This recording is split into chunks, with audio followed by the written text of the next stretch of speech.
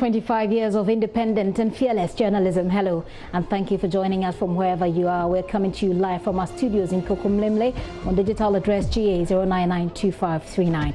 Our top stories this hour. More than 1,000 slum dwellers made homeless as the country battles COVID-19. Their makeshift structures have been demolished by the Accra Metropolitan Assembly to make way for dredging of the Korle Lagoon. You'll hear from them as they ask to be taken to their hometowns.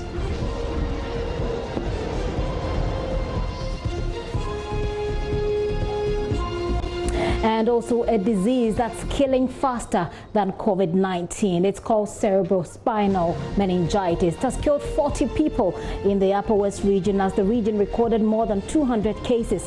We're live there for more on what authorities are doing to stop the disease.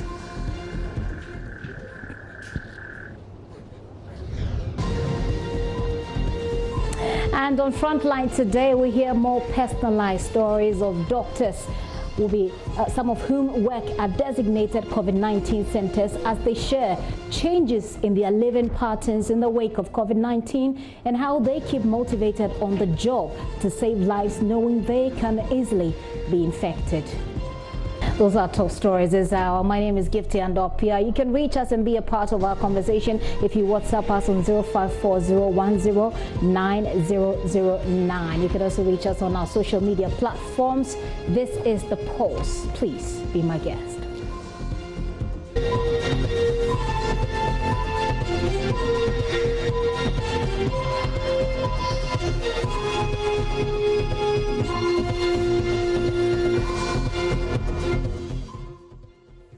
Welcome to the show. I'll take you through the details now.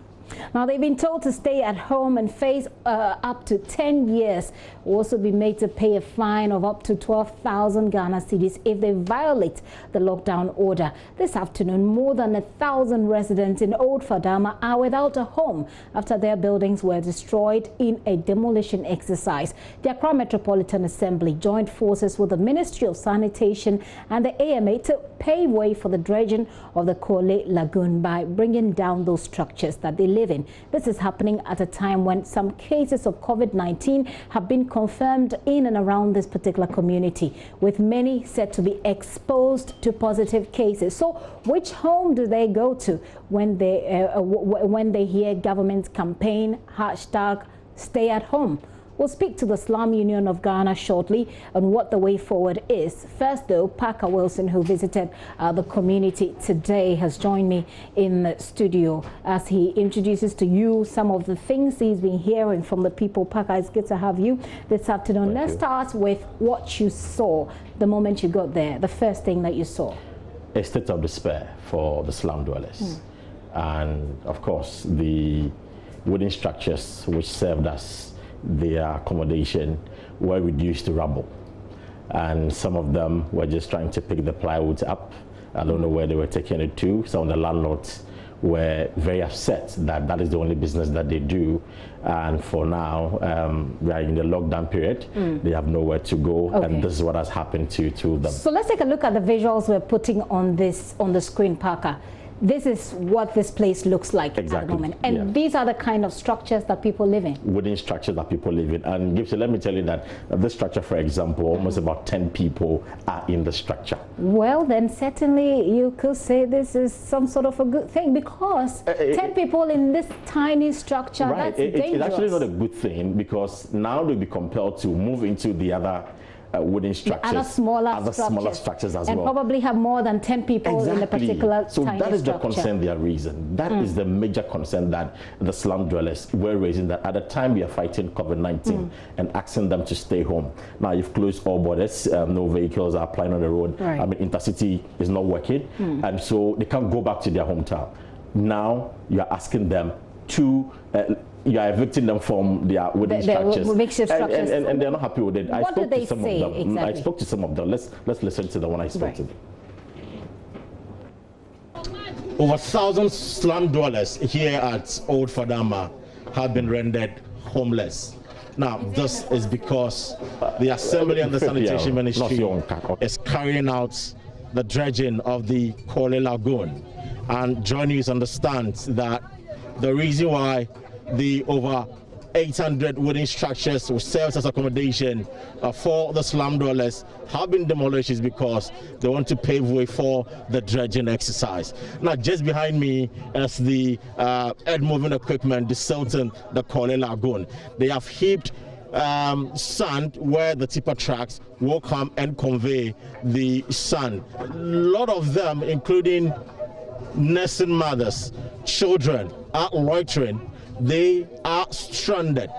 Today, I want to speak to some of them as to how those exercise is going to affect them going forward. And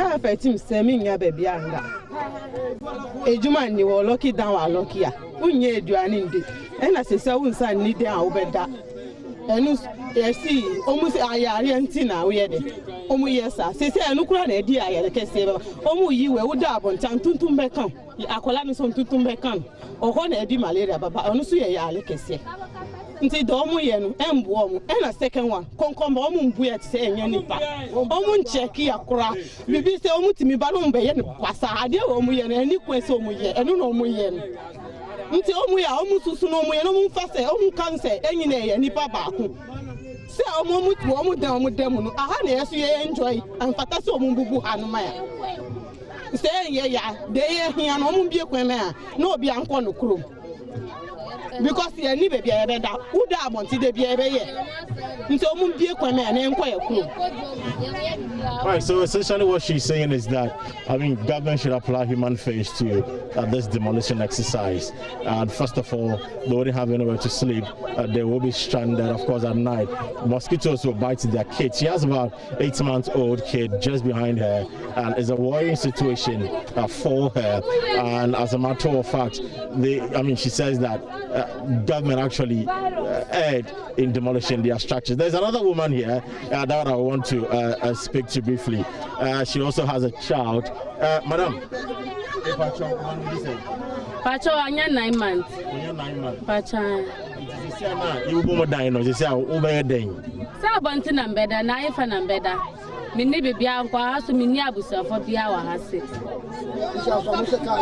And say, I have me then, and no mabunu. They say, I'm in baby, I'm Becco. It's a papa, why, or my can and quack room. Now, me pacho, me to say, you can't catch them, say. They will demolish more structures and send a lockdown the buy. Inside the Tina Manco and some lockdown. Say, Niska. Ya Niska. Ya pesca, my skaka can uncle, non be a quite man, uncle. Because you see, I or beyond me, yes, come for higher than work room. First, the moon eban, we named their bay. To say, we are soon upon Yakitan Palayan to Mintana, Abontisa. On Fitana Pay and Didia, Kuracom, Nedia. Mudi Muyana Mudia, Johnny Gupak, Munamudia Bres, I Johnny Yampe, Muya Mufa, Mua and Nia, Namufambra, Yanka Sabetmania, Bemu Mudia Muna, Ken di Brayade, Yanya Isa, Yanti prison for Cromuya Musa, Te Pamachoa, Mumpeka, my name quite a crew. Also, money. What is it? 9 months. 9 months. You say 8-9 months. So you go down in Pacho. It's here now, so better than Oh, you better want to because you're better and yard. Open them crown because I hide it. It's a pay cow for your crew.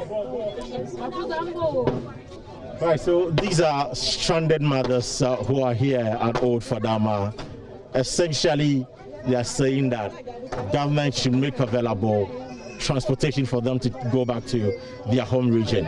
They have nowhere to spend the night. Of course, look at the environment. In fact, she tells me that trying to get accommodation would even be difficult because sometimes in the kiosk, about 10 people are housed in one structure, and now that their wooden structures have been demolished, what it means is that they have to add on to the existing tent in none of the affected areas, and this could actually tout or twats the government efforts in containing the spread of COVID-19. Well, she thinks that it's going to compound the situation. Share them now. Yes, share them.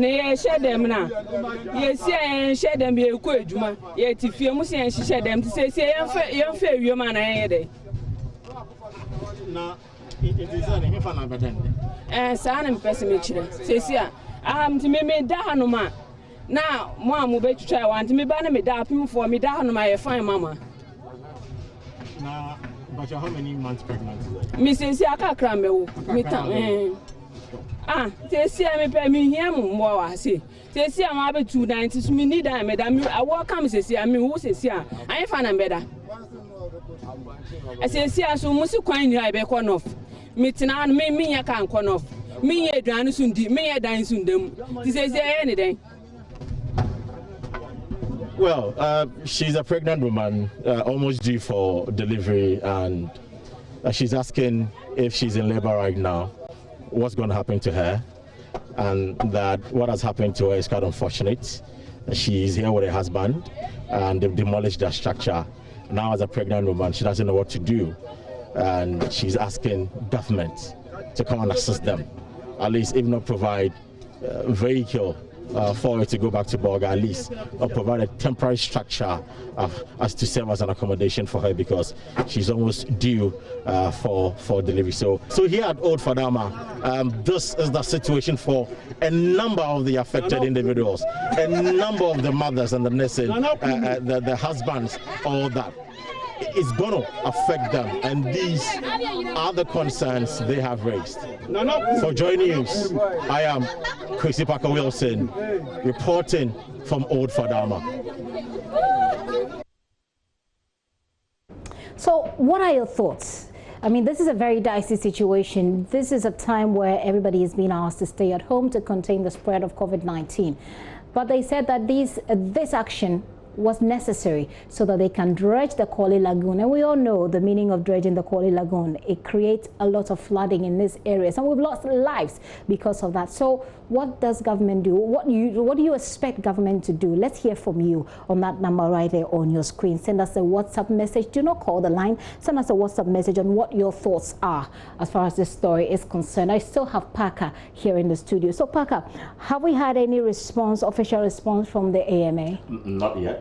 My source at the AMA tells me that the residents were actually informed of this demolition exercise. And in fact, the slum dwellers themselves admit that indeed they came to inform them that they were going to carry out such. As far back as when? They said like a month ago, right, that they were going to carry out such a demolition exercise within the area, of course, to pave way for the tipper trucks to come and carry the sand. But they were not told as to when the exercise would be carried out. And of course, they were not expecting that during this period of lockdown, that is when the AMA and the sanitation ministry should come and carry out the lockdown. And as he had the sentiments expressed, clearly they have nowhere to go, and it is the wrong timing for the Assembly and the AMA to carry out such exercise. But the AMA hasn't been able to give us an official response. Our sources say that, well, they informed them, they said they're going to come to do the thing, and they've come to carry out the exercise. So that is what they have to do. Okay, let me take some messages before we let you go, Parker. This one says, what is going on in this country? You don't add your name or your location. This one says, please, I believe it's not anyone's fault, but the day they were asked to go to their homes, they should have paid respect to it. You mean that they should have gone back to the north when they were told to? Says Asemo, although I strongly suggest the exercise, but the thing is totally wrong. My suggestion is government should relocate them to one of the SHS temporarily of our town, for our own good. You say this is coming from Apam from Kumasi, and he says hashtag stay at home. Now that's the dilemma of the people who live at Old Fadama. This one says, Gifty, sympathy is not what we are talking about here. The demolition is long overdue. This one said, it is very worrying what's happening at Old Fadama. Gifty, I think in as much as notice was given before the exercise, the officials had it all wrong. In this era of pandemic and the lockdown, demolition is not the way out. If these people should go to the streets, will they be among those that defy government directives? honestly, I don't have an answer to this. The government should think twice. Parkwesi sent that from Amfuega. Okay, let me take my final message and then Parker will wrap up with you on this. This one said, this Fadama demolition is going to bring discomfort to the residents, so governments can provide accommodation for them while they address the issue. Sharif Dean from Salaga. Thank you for sending in those messages. Keep them coming. So Parker, at the time you were leaving this place, what was happening? What can you say? So just like we saw in some of the videos, some of them are trying to pack up the remaining wooden the woods there. I mean, I don't know what I should say, whether rubble. And I suspect that probably they'll be going to another place to even set up with the remains that they have. So they were happy with because the situation. Because they were picking up the pieces, picking up the pieces. Yeah, they were picking up the pieces. So I suspect. And we've covered this thing over and over, and we know that it's not really new to see them picking up the pieces, because at the end of the day, what you essentially see is that these structures come up some way, somehow. Exactly. So that's what I saw when I was leaving the place, and were just appealing to me that at least I should make their concerns, I should carry their concerns to the authorities for them to quickly act on them. But authorities are saying that they encroach on the buffer zone at the Kole Lagoon, and that it is prudent for them to carry out this exercise because they have to desilt the Kole Lagoon. So for them, they insist that what they've done is right, and that they should join the other colleagues or probably find a way of surviving. Well, we'll see what the options are. Should government make available transportation for them to go back to their hometowns like they're suggesting? What's going to happen? Should they be given temporary shelter, so to speak, since we are all being told to stay at home and since we're trying to contain the spread of COVID-19? What really should happen? Parker, thank you very much for bringing us that update. Kwesi Parker Wilson there, bringing us those updates from Old Fadama. Let's go live now and on Skype. We'll speak to the Secretary of the Slum Union of Ghana. It's an NGO that fights to improve the well-being of slum dwellers. Sir, thank you very much for your time. Now, first of all, I want to find out from you whether as an NGO, whether you've been in touch with the affected people at Old Fadama, have you?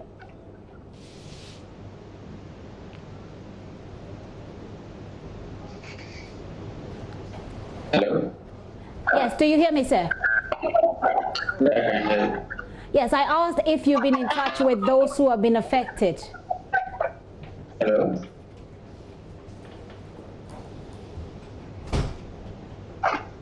Can you hear me well? Yes, have you been in touch with those who have been affected at Old Fadama? Yes, I've been in touch with some of the victims of the very inhumane demolition exercise. I've spoken with some of them, and their situation is very dire. They need help immediately. So this is a very dicey situation, and I was just sharing it with my viewers who are sending in suggestions on what to do. At this time, are there any suggestions on the table from where you sit?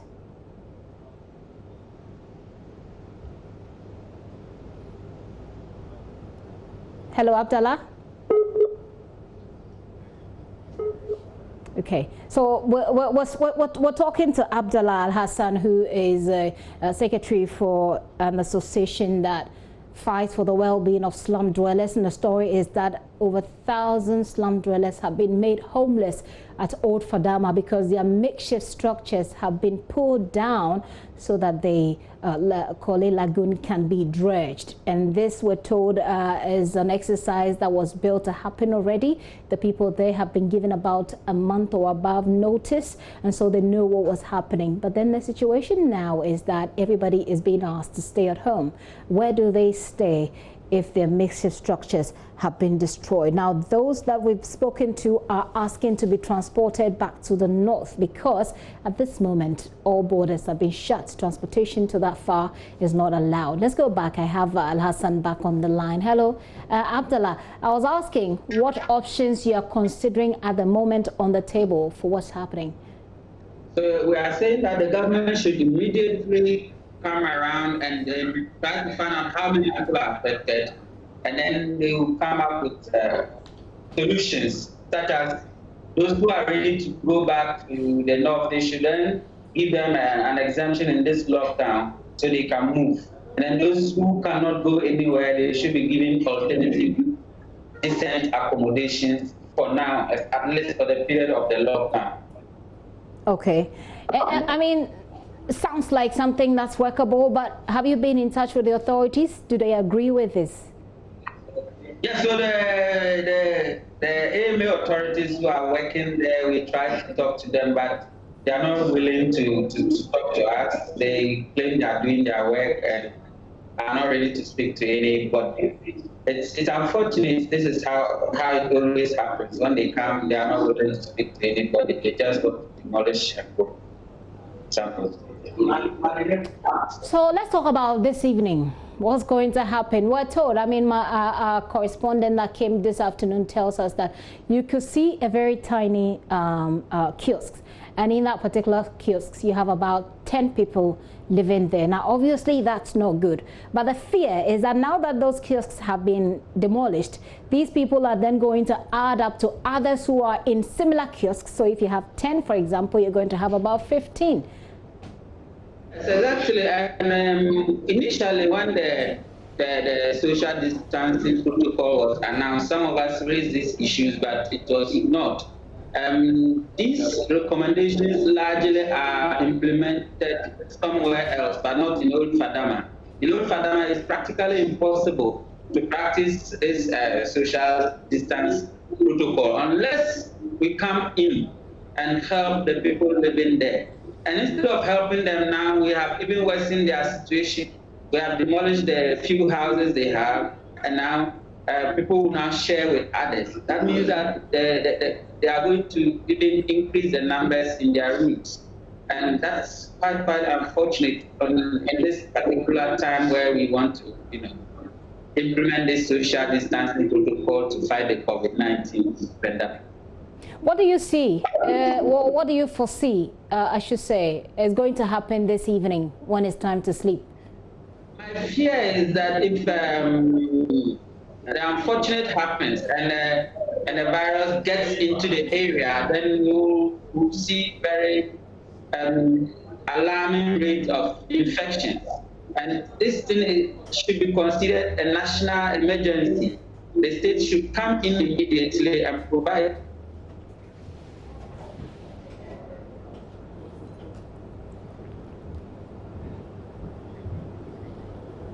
Looks like Al-Hassan just froze on me. He'll come back certainly and we'll finish this conversation. So in his opinion, or in the opinion of the Slum Union of Ghana, they think that government should allow for some level of exemption so that those whose structures have been demolished can travel all the way up north from where they came so that they can, and those who have nowhere to go, he said they should be given some temporary shelter in these times of COVID-19 and a lockdown and all. He is also raising concerns about what the possibilities are.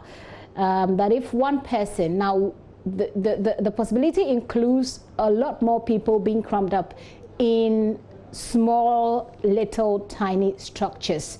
And he's saying that if that happens, it's going to worsen the possibilities of community transmission as far as COVID-19 is concerned. He's raising those concerns. He was just telling me what his expectations of government in this time is when he froze on me. But some of you are still sending in your message. Now, those pictures are coming from the location where the demolition went on. And this text, well, I've read this already from Salaga. Let's see what most of you are sending in. Some of you are saying that, well, it's long overdue. And as far as the people have been warned, they should have taken the necessary steps. That's a question I'm hoping to put to the Slum Association of Ghana to find out what their people's own responsibility are in all of this. This one is, well, the messages are just coming in fast and thick. All right, so this one says, much as what they did was necessary to protect both human and property, I still think the timing wasn't good. Let's go back to Skype. I do have Al-Hassan on the line. Hello, Al-Hassan. You were saying something, what you expect that government should do, and that was in response to my question, what you envisage will happen this evening when it is time to sleep.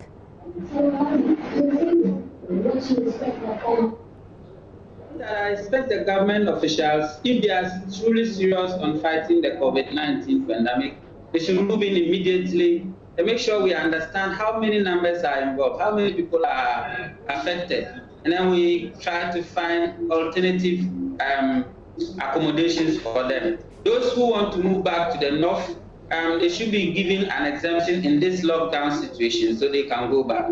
Those who cannot go should be accommodated in decent accommodations so that we don't see a spread of the COVID-19 pandemic amongst them.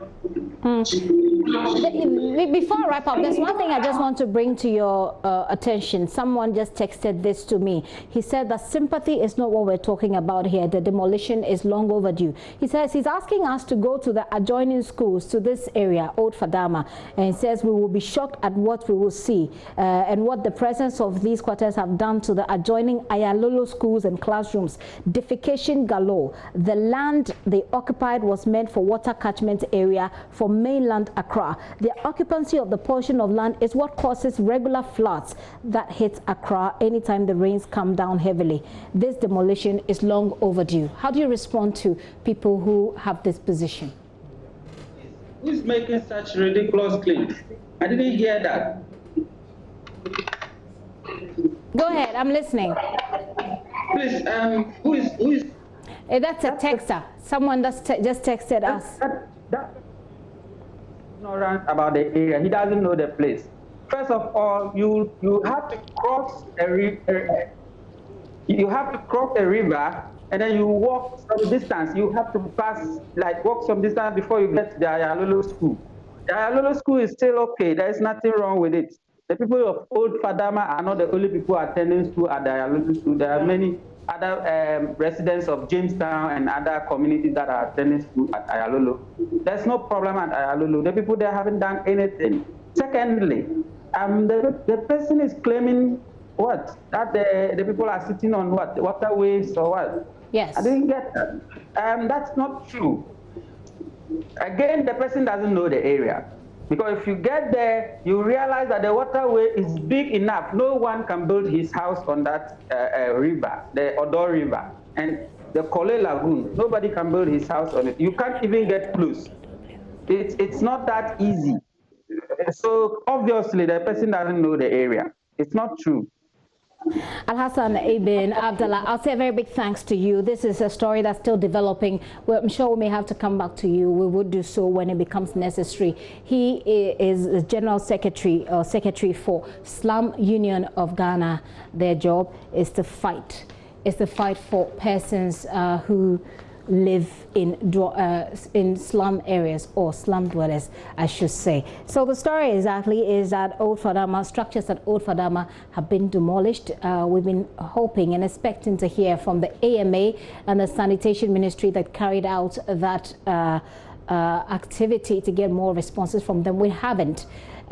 What we hear is that the people were given prior notice, and this has been long overdue. We're also told that they've gone far above where they're supposed to stay along that stretch.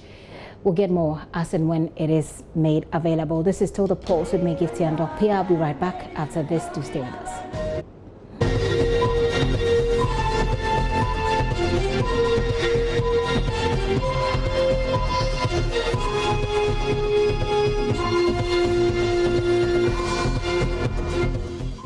Welcome back to the show. Many thanks for staying with us.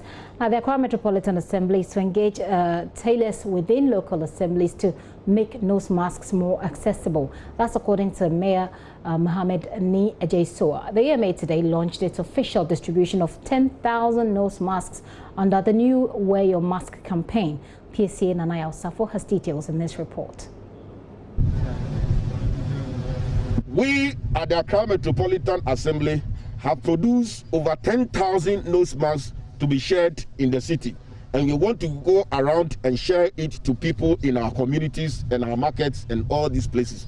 The campaign comes barely a week after assurances from the Minister of Health, Kweku Agyeman-Manu, that government is expecting some 3.6 million nose masks from selected local manufacturing industries. The Wear Your Mask campaign is an exclusive by the AMA in addition to state efforts.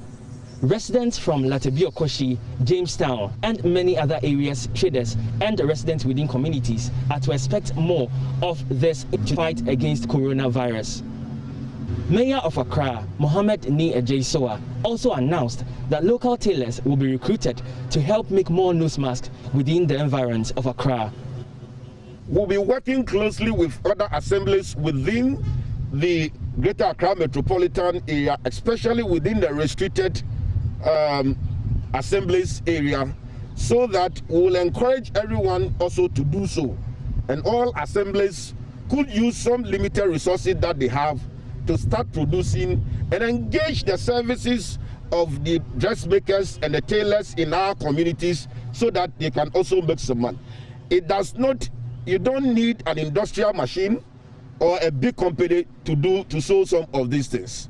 It is a basic thing that any dressmaker should be able to do so in the communities.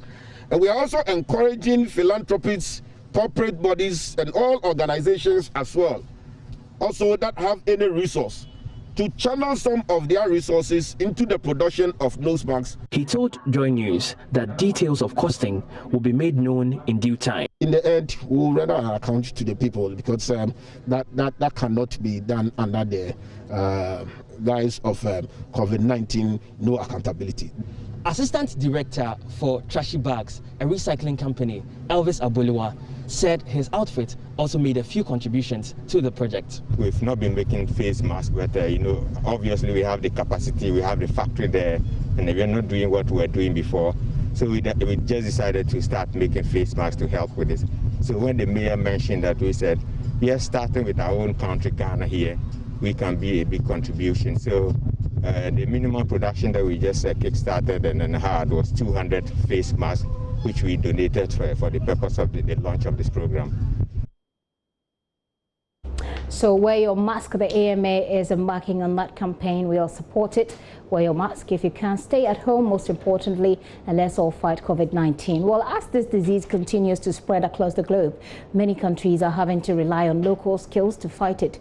In Ghana, various firms have been engaged to produce PPEs, whilst others manufacture drugs. A young Ghanaian has started a project to produce face shields for frontline workers in the country. Kwesi Parker Wilson visited Charles Tando and asked this report.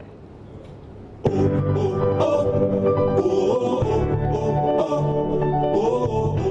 around the world, millions of people have been asked to stay at home just to prevent the transmission and spread of COVID-19. But health workers are doing the exact opposite. Access to PPEs have become one of the major key concerns for health workers. The inadequate provision of PPEs has been raised. In spite of that, health workers continue to do their things. Some of them are even anxious of transferring the infections to their families. Today, I am here to meet a young man who has decided to prioritize the safety of our health workers. This is his contribution towards their safety. Follow me. Everybody live in isolation. Why very hard to find solution. We pray for the souls we lost and the heroes who fought. Heroes, time to love one another. It's time for the world to come together. No black, no white. It's a time when innovation and creativity is being beautifully blended with love and patriotism. Virtually everybody is doing their little to make the world a better place. And here in Ghana, a young entrepreneur, Charles Tando, has also chosen his path, producing local personal protective equipment to support and help overcome the shortages in the country. Everyone is at risk, especially frontline workers. Charles Tando has been spending sleepless nights developing face shields for frontline health workers. I was watching foreign news and I heard that there are shortages of PPEs all over the world, and I also heard Kojo upon Nkrumah also saying the same. So just dawned on me I just asked myself, what can I also do to help in this crisis, especially the health professionals who risk their life in supporting us or ensuring that this pandemic is being curtailed. So the idea came since I use laser machine to fabricate things. I thought of making a face shield that will prevent the health professionals from contracting the virus. Mr. Tando spends between 20 to 30 minutes to develop a headgear for the shields. This is actually just an artwork. So you get a concept and you design it on a software like maybe a CorelDRAW, but I use Inkscape. That's the software I use. You just design it and you give it to another software that understands the laser machine, and you just cut them out for you. So this is actually a face shield that protects you when you are communicating or someone spitting on you, or protecting you from the COVID virus. First of all, it will engrave the black areas. The machine is said that it deals with colors. When you give it a black color, that means it should engrave. When you give it a red color, that means it should cut. So all the red outline is cutting. So that will give you the headgear of it. And the black strokes are it's like writing. It will write the lettering on it. So that's what the machine is doing right now. Charles intends to distribute the face shields freely to the health workers. But his only challenge is he's unable to procure materials for mass production. So that's the face shield. So what it basically does is it prevents someone coughing or spitting or the virus getting into your face, and also you doing the same. And once again, they say we shouldn't touch our face, we shouldn't touch our mouth. With this on your head, it prevents you from touching your face. I mean, it makes you conscious of your hand going on your face, so it stops you. And I know it will go a long way, though it's not much, but it will go a long way to help our health professionals. And now the challenge I'm facing is the restriction. I can't go out to get materials.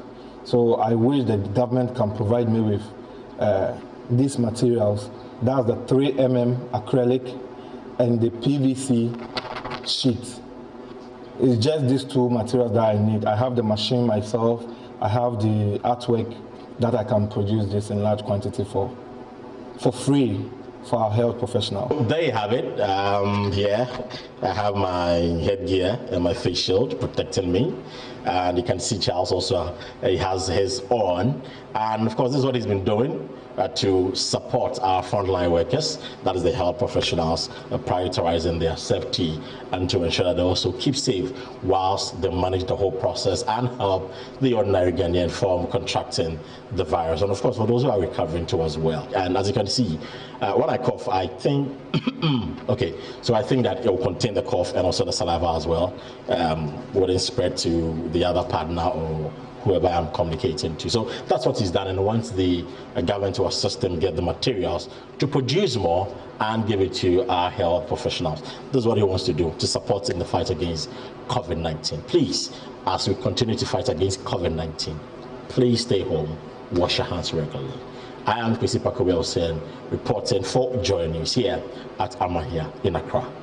Kwesi Pakawelsen with that report. Now let's go to Europe. We head straight to Germany. It's a big week there as the country decides how to move forward with its COVID-19 restrictions. There are signs that the pandemic may be abating. The question is to prolong the school and work closures or start returning to normal life, as Donald Trump said he would in May. The answer could have major consequences. Let's get more from William Glowcroft, political correspondent with our partner DW, who joins us from his home in Berlin. Hello, William. Hello there. So what's the latest in Germany and elsewhere? Bring us up to speed on what's happening as well in other parts of Europe. Well, we've been waiting for Angela Merkel, the Chancellor of Germany, to come out to give a press conference, actually, about the latest. We've been waiting about an hour. She should have come out. But what we know so far, what we think we know, is that the current restrictions are largely going to continue until May 3rd. There may be some loosening for some businesses starting next week. But there's talk of requiring face masks on public transit and in shops. But the rest, in terms of schools and the like, these are going to have to These are going to have to stay closed until at least May 4th, and schools are going to have to come up with a plan for keeping children safe and keeping them far enough apart that they don't potentially infect each other. Major events in Germany, we're being told, are going to be still off until the end of August. So this is something, what looks like to be a more middle-of-the-road approach between, say, France, where the lockdown is continuing until at least May 11th, and Austria, which is having the boldest or most liberal opening of its, or reopening of its society by starting this week with most of its small businesses opening and schools and larger companies following shortly thereafter. So how will the government of Germany make its decision as far as the restrictions are concerned? Well, in the United States of America, we've heard President Donald Trump say he's looking to open up as early as May. How is this panning out in Germany? Well, there's a number of factors to take into account. Of course, number one, the public health factor, the physical health, the danger of this infection spreading or coming back in an even worse way. But there's also psychological health, of course, the economic health, and not only the economic health of the entire country, but the personal financial well-being of people who are stuck inside. There's also been reports of a rise in domestic violence against women and children as people have been stuck at home. So all of these kinds of factors are things that officials are taking into account. But even just yesterday, Peter Altmaier, the economics minister for Germany, he said that it's going to be public health that comes first. It's going to be infection rates that are going to really determine whether these restrictions get relaxed or not. Of course, everybody is worried about a second wave of this infection, that although Germany has fared quite well so far, especially in comparison to many of its neighboring states that have been hit really, really hard by this terrible pandemic, there is worry that Germany, and no country really, is out of the woods yet.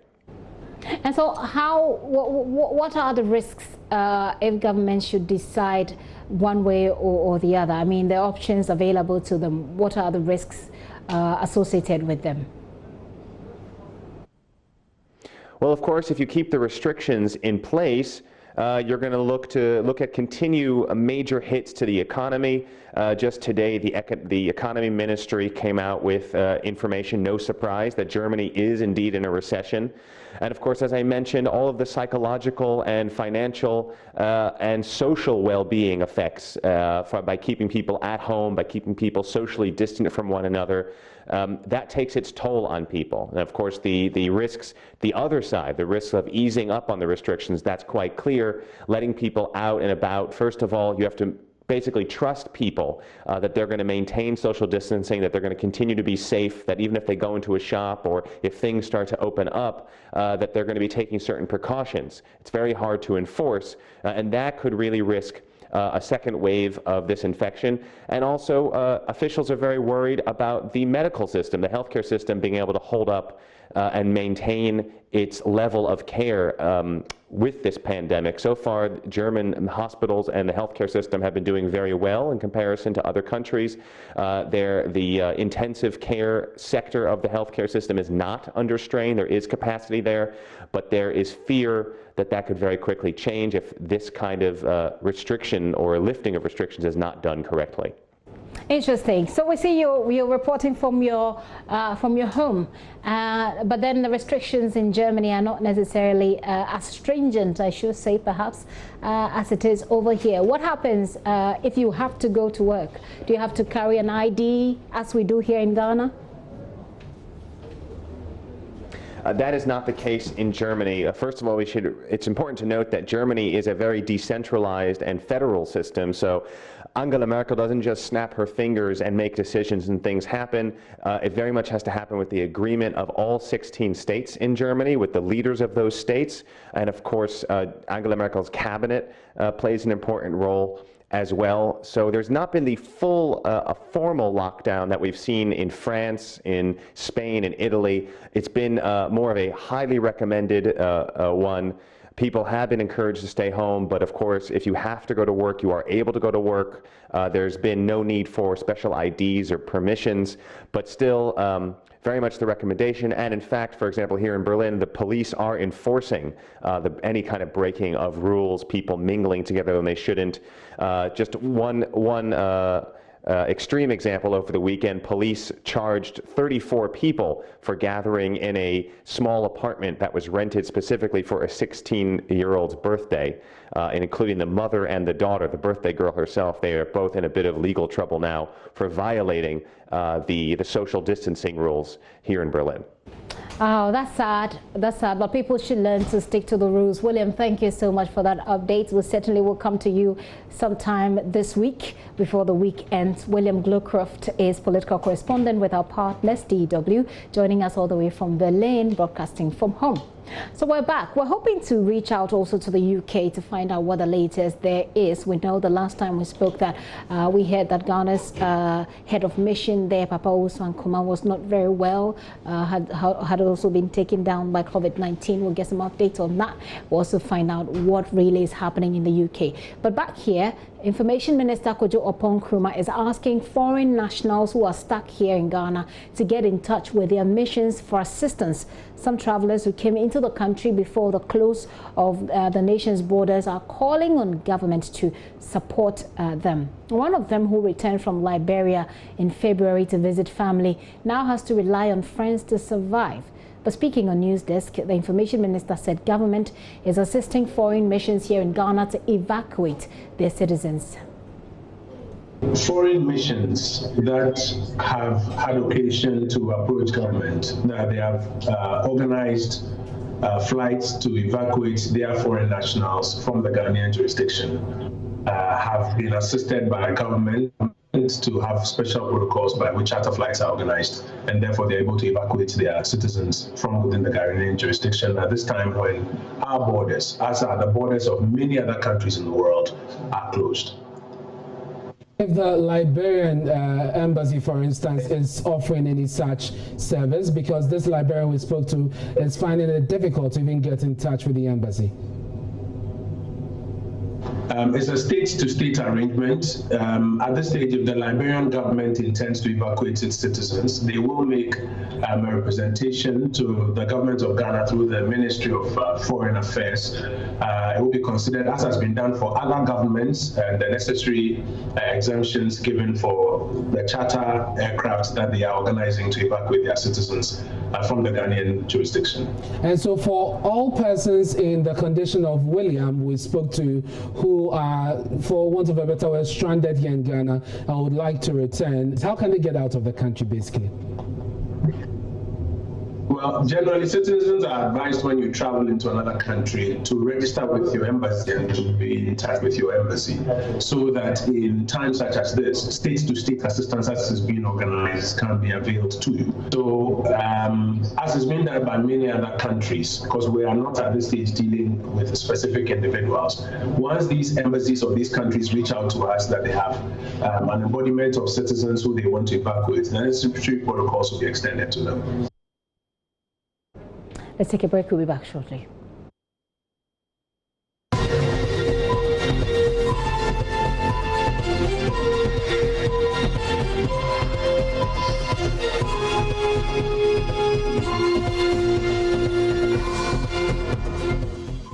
Welcome back to the show. We go straight off to Parliament, where Deputy Health Minister designate some suggestions that's coming in also from North Tongue Member of Parliament Okujeto Ablakwa. There are also issues about PPEs at Kolebu, where this Deputy Minister designate is also board chair. There are also issues about social distancing, etc. Joseph, give us a wrap of the vetting so far.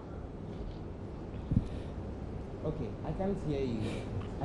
Dr. Okoboy has been vetted, and he's been responding to some suggestions by Member of Parliament for North Tongue Okujeto Ablakwa, who is actually saying that a bipartisan committee should be put together to oversee COVID-19 expenditures. Now, if you have followed that conversation, it's been a major debate, a major part of the debate in Parliament, especially when the Finance Minister was supposed to go there. First of all, he delayed. The minority were not very happy. They spoke against it. The delay delay, and then the Speaker of Parliament had to suspend Parliament instead of instead of adjourning.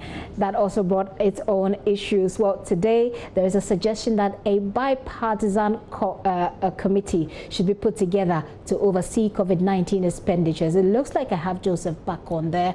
Hello, Joseph. Give us a wrap of the vetting of Dr. Okoboy so far. Yeah, I can hear you. Yes, go ahead. So this was a vetting process that lasted for close to 4 hours. Started sometime about 10:30 this morning, ended a little after 2 p.m. earlier in the day. A number of issues came up.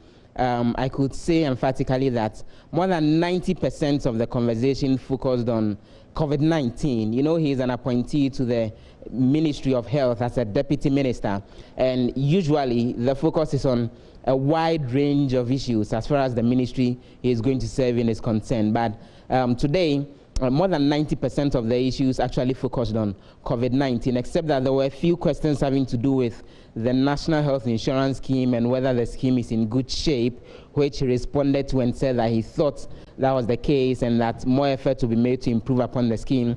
And then there were other questions about the ongoing efforts to make training of medical professionals work out in a way that works best and ensure that there are adequate numbers when it comes to health professionals in the country. But on the issue of COVID-19, there was a question to him about how he thought of the idea of setting up a bipartisan committee to monitor the expenditures and how the monies are being used. And he was of the opinion that something like that may not exactly be necessary around this time, and that for now the focus should be on dealing with the virus. After that, all the issues of accountability can be dealt with, although he made the point that he is all for any form of transparency as far as the processes are concerned. There was a question to him about the incentives that should go to medical health personnel. You know, there have been concerns that only the frontline healthcare people will benefit from the 50% extra allowance. And he explained that he is of the opinion that that is fair. He defined who possibly a frontline healthcare person will be to be someone who is treating COVID-19 patients. And he says that all the other tax waivers are forms of incentives, but healthcare professionals should be able to understand that some have higher risks than others, even as all of them work to contain the COVID-19 virus spread. And so they should understand that those people who are at higher risk are the ones who possibly deserve the additional 50% when it comes to the allowances. There was also a question to him about when exactly the whole crisis with the COVID-19 will ease out and things will get back to normal. And he was of the opinion that by the end of this month, things should be easing out. And he put a timeline of by the end of May, he is hoping that virtually everything would have been under control and that Ghanaians will be able to return to their normal lives. He also said that the efforts are ongoing in order to continue with testing and going after those who may have the symptoms of the COVID-19 virus.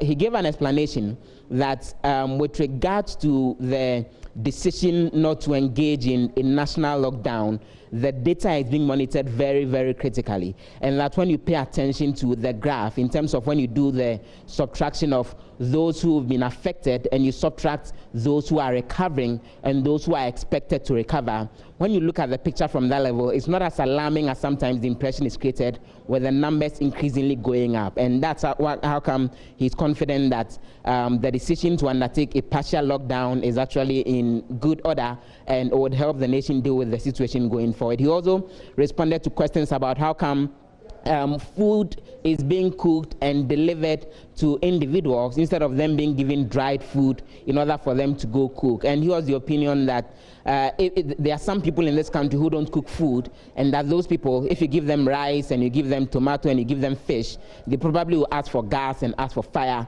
before they'll be able to cook it. And so it's only fair that beyond delivering dry food, the hot food is also delivered. So those have been some of the issues that have been coming up in the vetting today. I can tell you for certain that even after the vetting committee completed its various processes, the committee went ahead to meet separately, apart from the committee meeting him and interrogating him. And a few minutes ago, a notice has actually gone out. Parliament, we all know, is currently on suspension. The House is not sitting. It's been just the Appointment Committee of Parliament sitting today. But the indication is that the Appointment Committee, following the interrogation of Dr. Okuboy, have come to a conclusion, and they are putting together their report on whether he should be approved or otherwise. And a notice just came from the Director of Public Affairs of Parliament indicating that the House is resuming sitting this coming Friday. Just to give you the details, it says the Parliamentary Service hereby notifies all honourable members of Parliament that the Right Honourable Speaker of Parliament, in accordance with the standing orders of the House, has directed the resumption of sitting of the first meeting of the fourth session of the 7th Parliament of the Fourth Republic on Friday, the 17th day of April 2020 at 10 o'clock in the forenoon. And the notice goes on to say that the sitting will consider the report of the Appointment Committee on the President's nominee to the position of Deputy Minister for Health, and that the meeting will also attend to other matters which may be decided by the House, and this is copied to all members of Parliament. So even as the vetting ended a few minutes ago, Professor Michael Okoye is recalling Parliament to come sit on Friday so that MPs can approve Dr. Okuboy's appointment as Deputy Minister for Health. Gifty. Well, that sounds pretty quick, and of course we are not in normal times, to borrow the President's words. But so, Joseph, that's a very detailed, comprehensive report you've given us. One thing though that's interesting is that even though there was social distancing in the hall itself, the members of Parliament on the committee themselves were crammed up around one little table. You know, the meeting room where the sitting of the Appointment Committee usually happens is on a normal day, a very crowded space with a lot of MPs, the members of the Appointment Committee, other MPs who come to monitor proceedings, and sometimes as well ordinary members of the public. The numbers are usually huge. Now, something very interesting happened today. There was a deliberate attempt to limit the numbers. So if you looked at the sitting arrangement, as far as the members of the audience are concerned, the guests who accompanied Dr. Okuboy, the numbers were very few. Enough space was left between one seat or the other. The number of media people were limited to less than 10 of them. And so there was adequate social distancing, if you could describe it so. But the funny bit is that the members of Parliament themselves were crowded around the table as they would usually do it, every day, without any form of social distancing, sitting very close to one another, without very much space in between. So it was quite interesting that the audience that showed up were people who were virtually being forced to adhere to social distancing. But when it comes to the members of Parliament themselves, they were seated in the same normal way that they would usually sit on a regular day when the sitting of the Appointment Committee is happening, except that everybody in the room was made to wear a nose mask in order to cover their faces and also cover their mouth. Dr. Okuboy himself, who was being vetted, had one of such on his face and then on his mouth. And then the processes ran through until it all came to an end. Joseph, thank you so much for the usual comprehensive, detailed, clear report. Joseph Opoku-Gakpo is our parliamentary affairs correspondent, bringing us up to date on the vetting. So if Professor Okoye's call to the members of Parliament, comes through, then we could be expecting to hear what the result is, whether he'll be approved or not. But I'm smiling because, we'll see how that goes. This is still The Pulse with me, Gifty, and up here. And you're welcome to the Frontline segment, a segment that we've dedicated to celebrate all our people who are working on the front lines for us. So today on Frontline, I have some more reality stories of some of our frontline workers. We'll be talking to Dr. Hadi Mohammed Abdullah, who is a neurosurgeon at the Kolebu Teaching Hospital, and also my guest for today. But before I bring him in, I want you to take a look once again at their appeals. Frontline workers' appeals for you to stay at home. We can now talk to Dr. Abdullah. Hello, Doc. Hello, yeah. How are you? Right. Thank you. I'm fine. And how are you doing? Well, I'm doing fine. Physically, I'm doing very well. Maybe I would say emotionally a bit down, but okay, yeah. And that's exactly where I'm coming to. Hopefully we'll be able to raise your spirit. So for those of you who are watching, if you saw that video that we just played to you, there's one man who's standing behind those who are speaking, who is wearing a white jacket. That's Dr. Abdullah. He's the one that we're talking to right now. And so Doc, usually I love to start with how your life personally has changed since COVID-19. Do you want to share that with us? Yeah, I mean, I would say that it has really changed quite significantly. Most of the things that we took for granted now means so much to us. And for some of us who are always facing the fire every day, and in our case, it's even more of an invisible enemy. I know that word has been used several times to describe COVID-19, but for those of us who are not at the treatment centers, but are faced with patients on a daily basis at the clinic and in theater, where we don't even know their status, that's where the danger is. And so I've basically developed some form of like an OCD, I should describe it, where I am washing my hands. I know sometimes beyond even what I prescribed that other people should do, using sanitizers as many times as possible. The sad thing is, anytime I come home, I have my son who is very close to me. Unfortunately, I am unable to meet him at the door. It's painful. And sometimes it saddens me that we have to live our lives that way. He always wants to hug me. It's so difficult. And this afternoon, when I came home shortly to pick up something, I had water with me, and he wanted to drink my water. I said, no, you cannot have my water now. You should know about corona disease. And since then, he's refused to talk to me for the whole period that I was at home, because Daddy had water and didn't want to give it to him. Oh, yeah, that's so sad. That's so sad. But are you able to find a way to explain this to him? How old is your son, by the way? My son is 3 years, and my daughter is 8 years. She is well informed. Okay. But my son only knows that there's something called coronavirus and it's dangerous, you know. But it's been quite difficult. But with my wife and my daughter and my sister-in-law, we are trying to like educate them. But I would say that the schools have really done well. Okay. Because my daughter is really well informed. At 8 years, she's really well informed about it, and she's taking all the precautions. The problem is the little one. I'm sorry that your son thinks that you're being a wicked father because he had water and you won't give him. But let me bring you back to your emotions quickly before I take you back to the hospital, and we'll talk about that briefly. You said you were emotionally down. Does that have anything at all to do with the times we're in?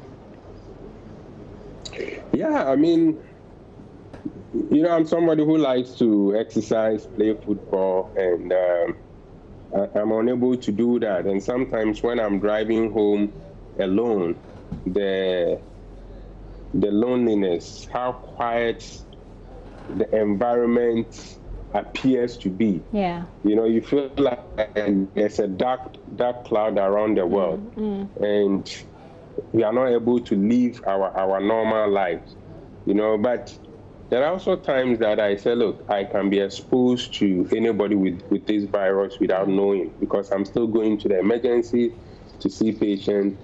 I'm still seeing patients at the clinic. I have patients on my ward, you know. And there's a report this week which came out from Germany, which shows that quite a significant number of people who tested positive actually did not show any signs and symptoms. So we are beginning to see patients who are coming to see us with, say, different ailments, but could have been COVID positive, you know, and unnecessarily expose us. Unfortunately, the difference between us and those working at the treatment centers is that they have all the cover. They have all the cover. Because they know that it's sort of obvious the dangers they're exposed to, but not so obvious on your side. Exactly, but you know, we are dealing, like I said, with an invisible enemy. And in some reports, really, about 50% of those who tested positive did not show any symptoms. And I'm sure the story is not that different in Ghana. And that is how dangerous it is. Because we are never prepared. And we can't be prepared. We can't have enough preparation. Right. You know, unfortunately, the sad thing is, the patients you saw and suspected had the virus, but didn't have enough cover. The moment the patient tests positive, everybody then changes into PPE, but we would have been already exposed. Yeah. So and that is what those of us who are still active on the ground are going through. Right. That dilemma. You can't be sure what you are bringing home to your family.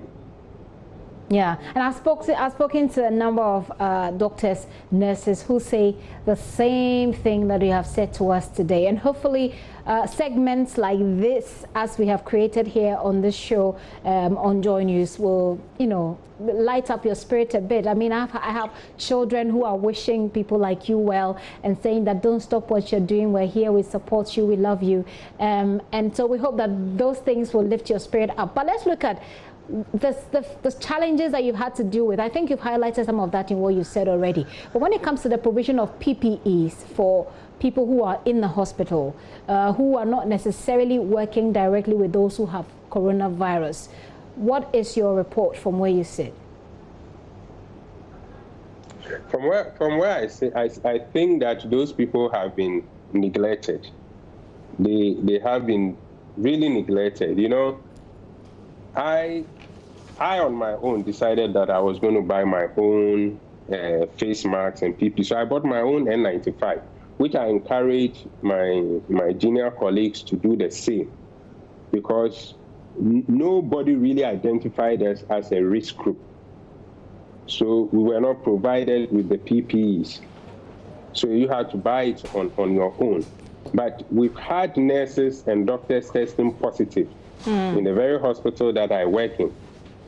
Yeah. You understand? Yeah. And there are some of us who have had our samples taken because we've come into tested positive patient we have been managing has been. These are the real issues. So have you had your samples taken?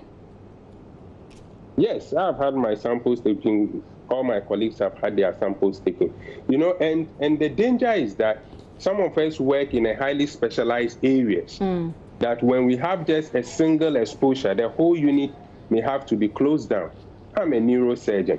Today I've had calls from several colleagues around the country who want to send patients who have bled into their brain, who need emergency surgery. If neurosurgeons are overexposed to the extent that we have to self-quarantine or have to be isolated, what it means is that neurosurgical services in the country will be extremely, extremely hampered. And many people will die unnecessarily, not about from very serious emergencies that they needed surgery. And this is what is worrying. Right. Hopefully we won't get there. Some of the calls I received today, some of the calls that I received today, there are conditions that they need simple neurological intervention to survive. But it is time bound. If you don't do it early, you lose the patient from something that a preventable death. Right. You know, so my call is that look, the PPE should be made available to every worker, every healthcare worker who is working at the clinics and the emergencies, because that is where the danger is. That is where the danger is. I tell you what, this same patient that some of us were exposed to, we saw the patient without the necessary PPE, okay? But the moment we called the public health team, they came in full PPE. And this is a patient we've been exposed to as close as 3 weeks. Yeah. You understand? I do understand that, but so this is not. Go ahead, Doc.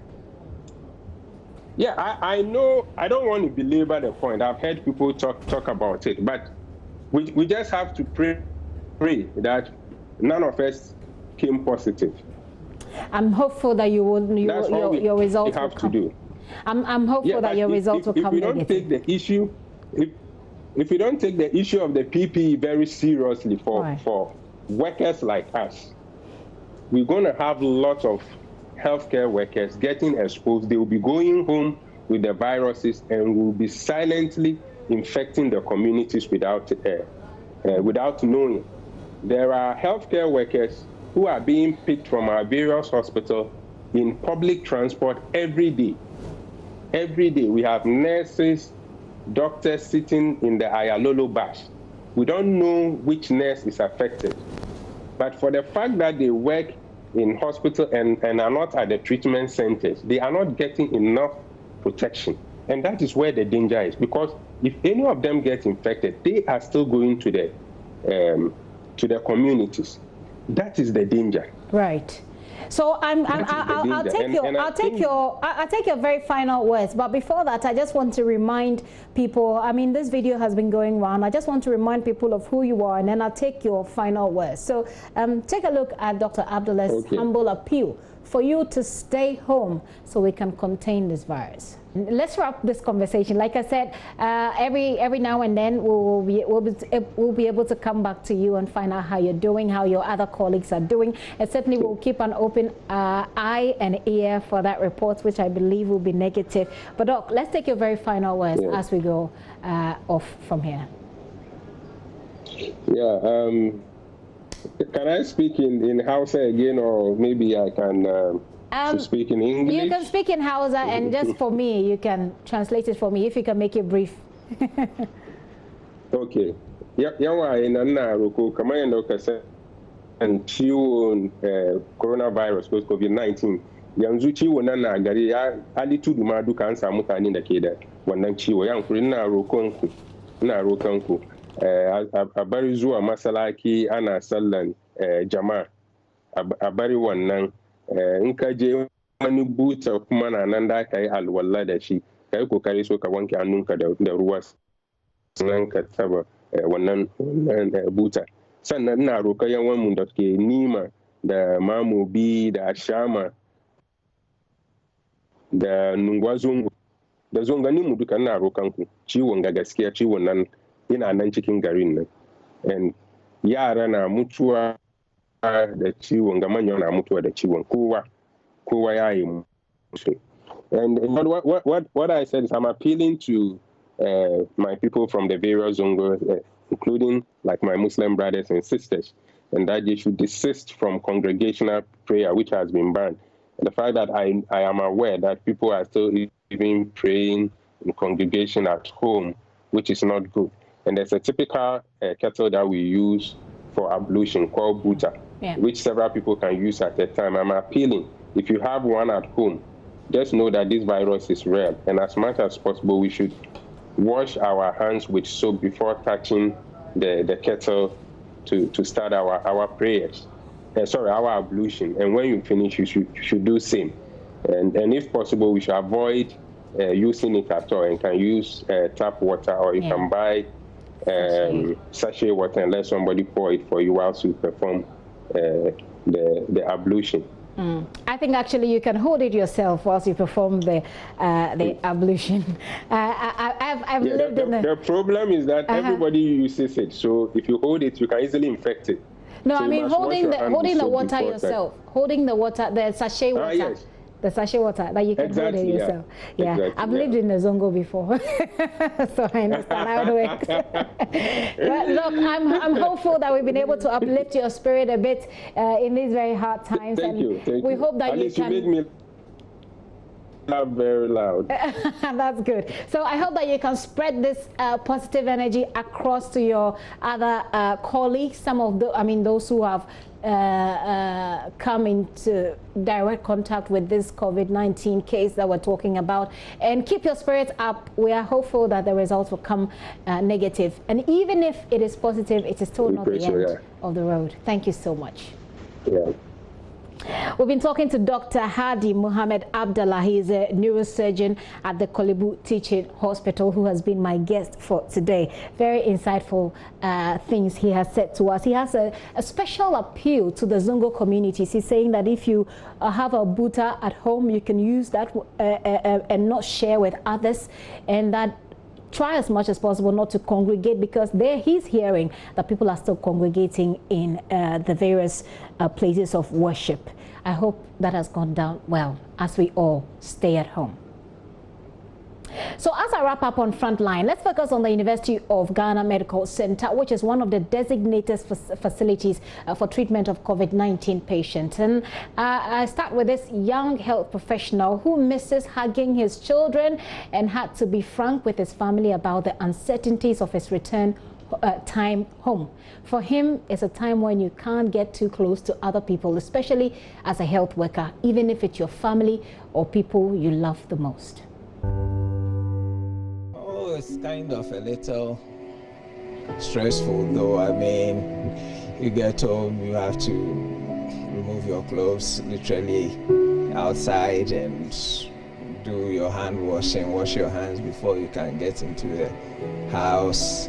They can't hug you as usual when you get home. So it's a little different. Of course, everybody else is kind of staying at home, but you still have to get up every morning and get to work and get back. Like today, for example, they asked like, hey, will you come home early enough? I said, well, I can't tell. So, you know, it's quite different. Have you got to a situation whereby you get home and your wife or your kids don't want to come close to you because daddy is taking care of a coronavirus patient? Oh, well, it happened like 2 days ago. I wouldn't say my daughter was coming to hug me. I was not too sure myself whether she should hug me or she shouldn't, you know, because of all this. So he said, hey, why not? Did you have COVID-19 or something? But, I mean, it's a little funny, though. I mean, the interactions will change. You don't want to, as it were, get too close to them and all that. I don't know. I mean, it's quite different. As a family man, living your life before this COVID-19, how do you feel looking at the past where you can get home and then hug your children and now you can't do that? Is it taking some kind of affection away from you? Oh, I mean, a little bit, but at least you go home so you see them, but you don't, I mean, you don't see them more or less and have, like as at first, once you get to the home, everybody will come around the car, you know, you do some greeting, some hugging, but now it's not like that. So a little bit of that is taken away, but hey, that's the job. So yeah, we are also working and enjoying the job as well. As a doctor, how is the fear like when you come to the facility and you know very well that this is a corona patient person and you need to take care of that person? Does it come with some level of fear? Oh, it comes with some kind of trepidation, but the point is that we've also been trained. You put up your PPEs and then you go in and you treat the patient. So it comes definitely with some fear, having heard that some health workers have been infected whilst doing the work. So definitely there is some fear, there is some stress relating to that, but we also take the precautions and hope and pray that everything goes well.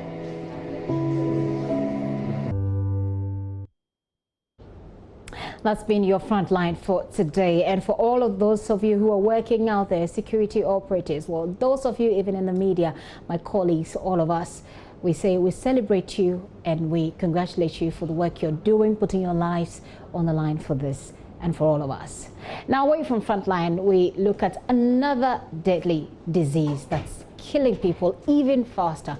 We'll talk about that one after the story. Now, over 100 casual workers of the Tamale Central Hospital in the northern region who were sacked about 3 days ago are demanding the removal of the medical superintendent and the administrator of the hospital, who they accuse of collapsing the facility. The group alleged that they were sacked because they had met to deliberate on how the hospital was collapsing. Addressing the media at the Tamale Central Hospital, where they presented a petition on their grievance, leader of the group, Hussein Mohammed Mutala, said services at the hospital has deteriorated to the extent that nurses have no gloves to wear, leading to the reduction of clientele. Since this management took over, the medical superintendent and the administrator, we've not seen any kind of improvement or whatsoever in the hospital with regards to infrastructure, with regards to taking care, well care of the staff. And currently, the hospital is going through crisis. If you look at all the wards, there are no clients in the ward. No one is there. Why? Because the management, they are not taking appropriate decisions to allow the clients to come to the hospital. So for this reason, the clients are also going back. Like, there are no medical supplies in the hospital. Yes. Nurses have refused to work. Nurses are not working because the hospital have refused to provide them with PPEs. So when we approach them, they say there's no money.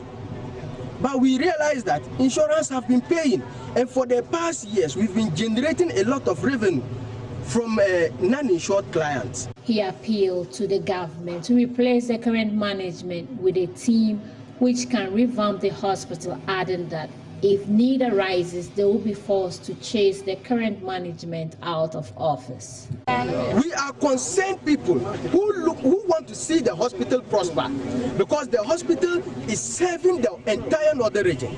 The hospital is now a regional hospital, and it is a referral center. So all the districts around refer their cases to the hospital.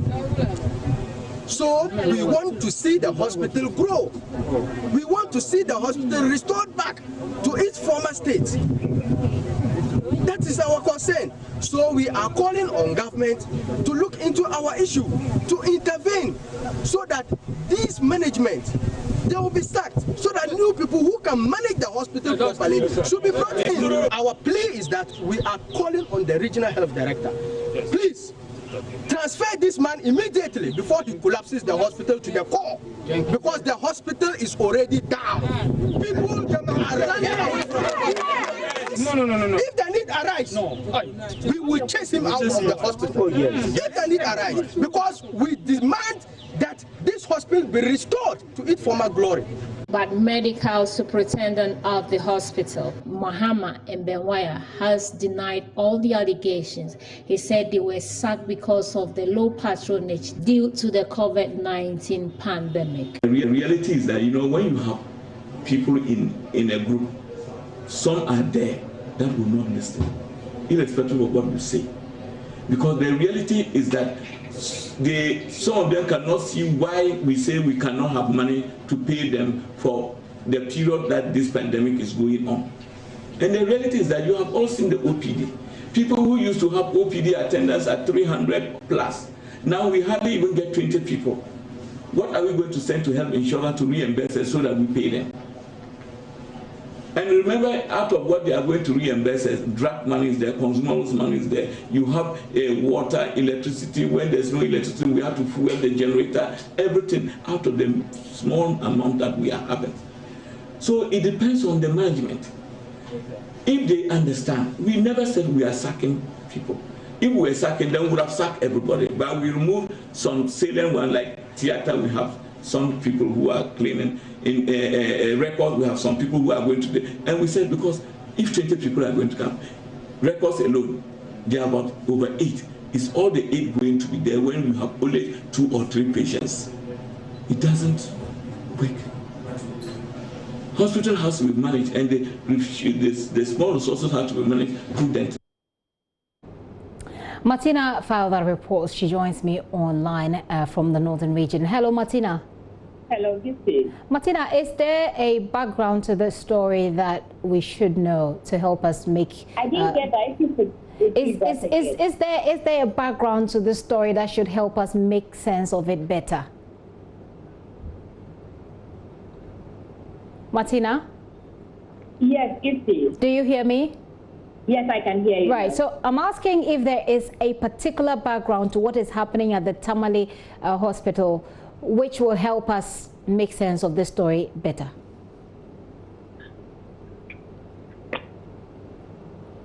Okay, I take it that you don't hear me, but if you do this time around, give us an update. Has there been any update since you filed this particular story? Not at all.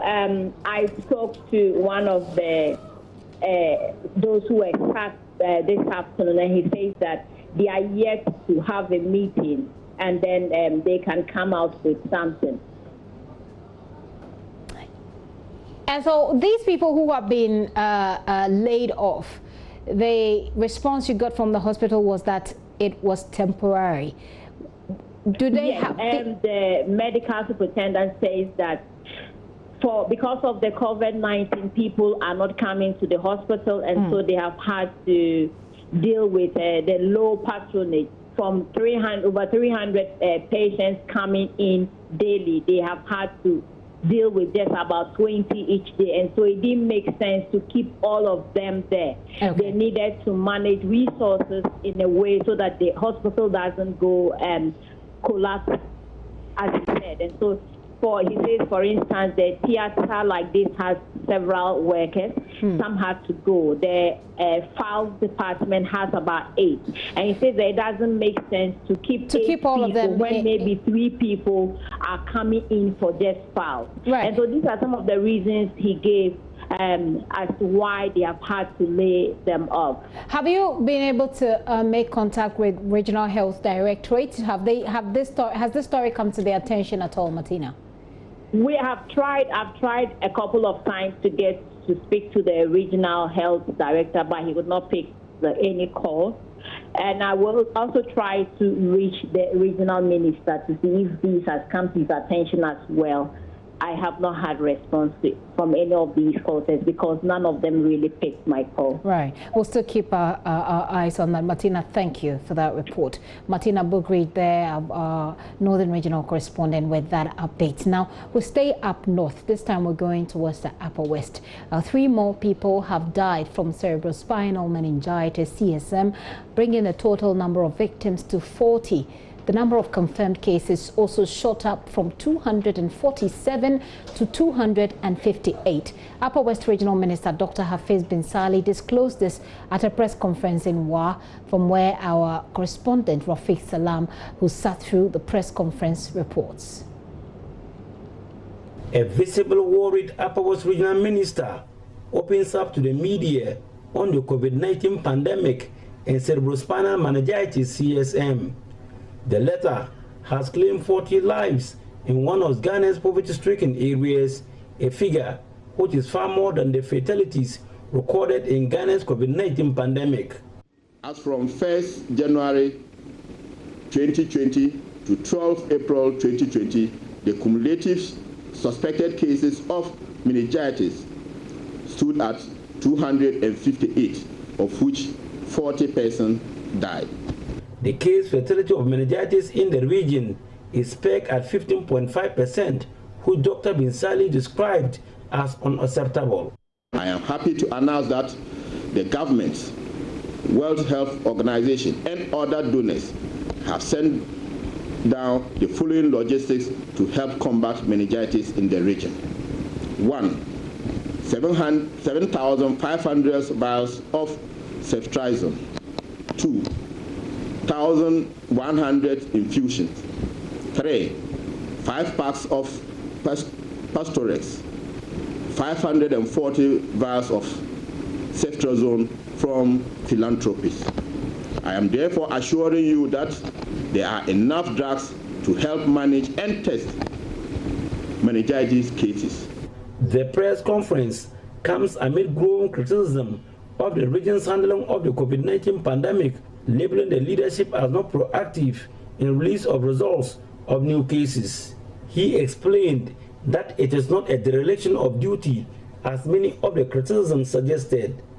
I wish to explain that due to the exigency of the situation now, sample results are announced at the national level by the National Coordination Team through the Ministry of Information press briefing.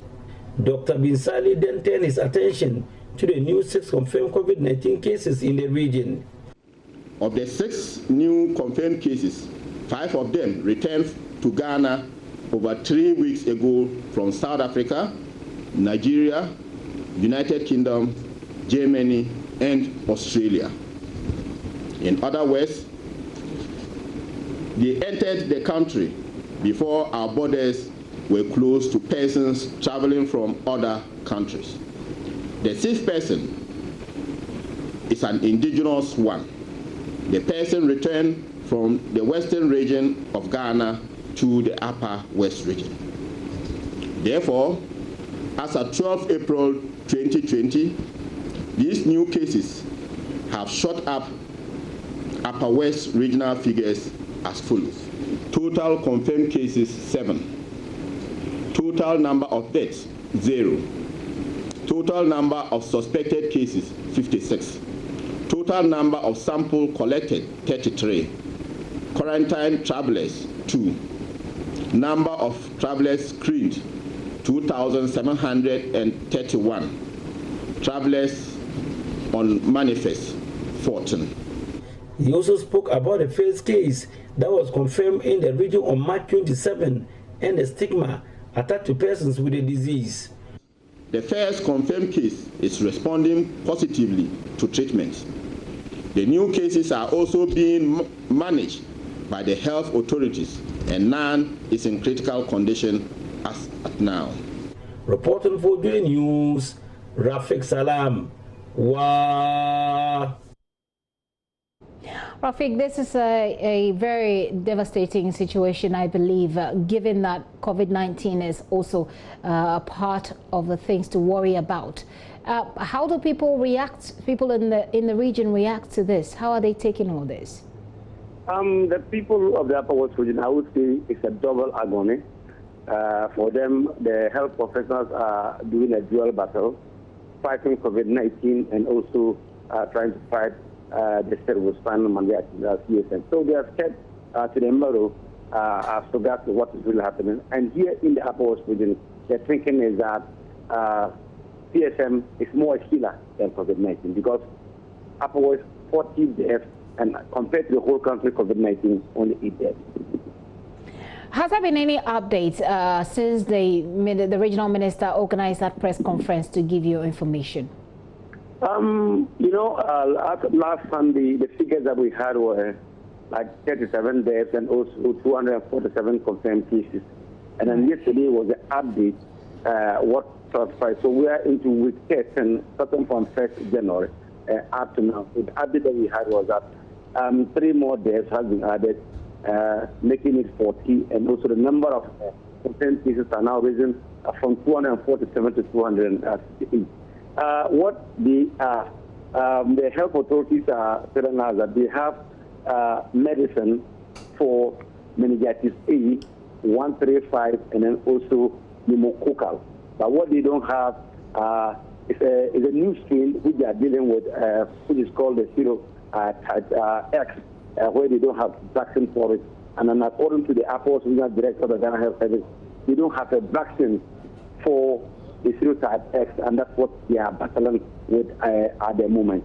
But the people in the region are thinking that those who are managing the disease are not doing well, and also they also think that they should have a presidential directive regarding that. They expected the president to also say something about CSM, which they are not hearing, because they think that the deaths, 40 deaths, they needed a presidential intervention, which they are not seeing anymore. But the minister countered that one and says that the World Health Organization, also other organizations have also given them some medicine to treat the CSM. What they have at the moment is the one that can cure CSM, but they don't have the one that can prevent it. Right. So let's keep our eyes on that vaccine work that's going on, as you said, Rafiq, and then we'll get our viewers the update, and also hopefully the region benefits and we stop the deaths. 40 so far. That's still a lot of people dying from there. Rafiq Salam is our correspondent joining us from the Upper West region. Now we'll bring you back here to Accra, where there is congestion at the Panta morgue as many families refuse to claim bodies. Managers blame the situation on the rules in the wake of COVID-19, which restricts big funerals. Deputy Administrator of the Pantan Hospital, Collins Kese, says families have opted to wait until the restriction on social gathering has been lifted.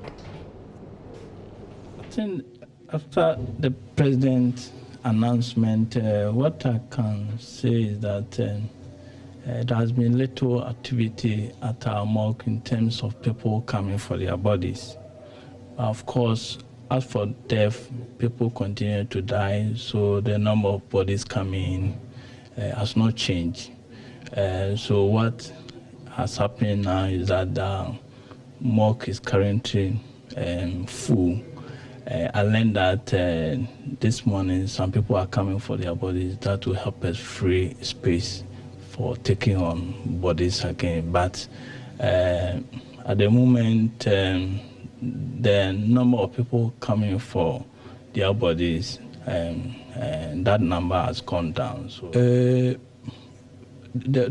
as far as the mortuary attendant and morticians are concerned, I think let's work for them. But as an institution, too, we are also losing revenue simply because the bodies that we keep, the people pay for it, and because people are not coming for it, that money is not coming.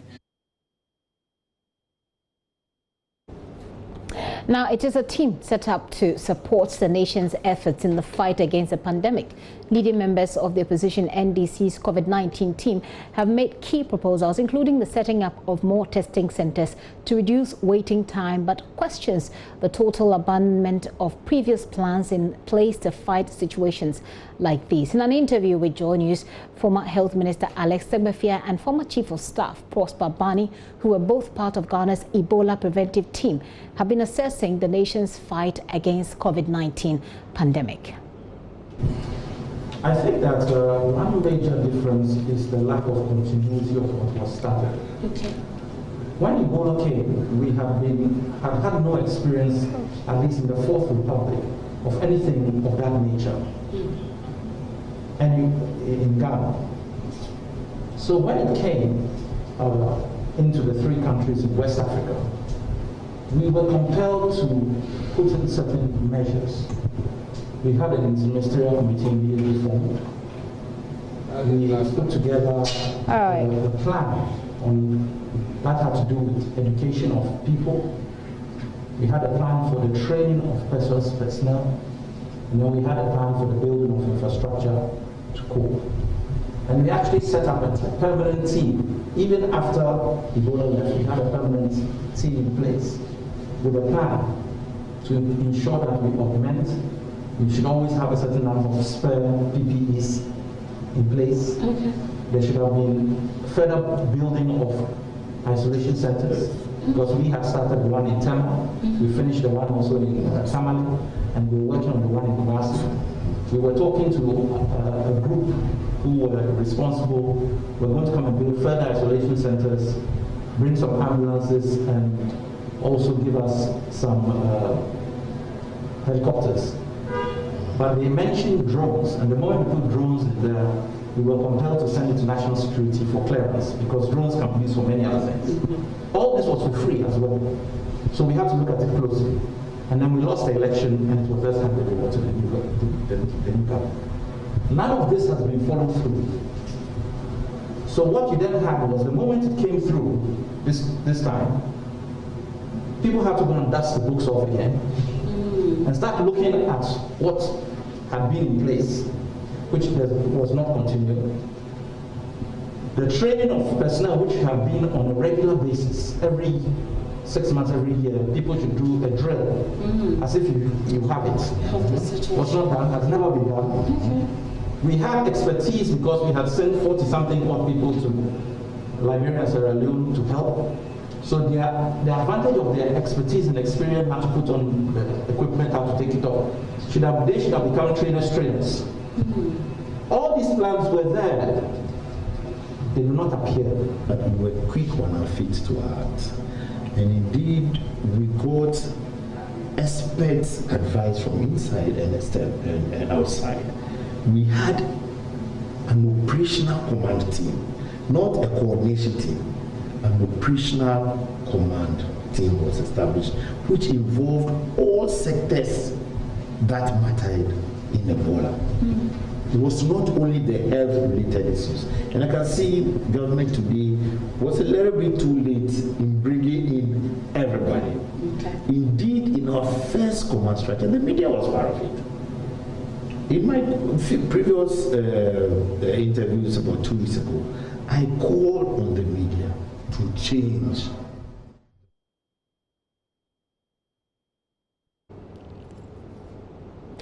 Alex Segbefia is former Minister for Health and also the former Chief of Staff there, Prosper Barney, speaking to my colleague, Emefa Apau. Many thanks for your time. It's always a pleasure coming your way. My name is Gifty Ando Apia. Do stay safe, stay at home, wash your hands, and if you can, use sanitizers every now and then, and let's all stay away from COVID-19.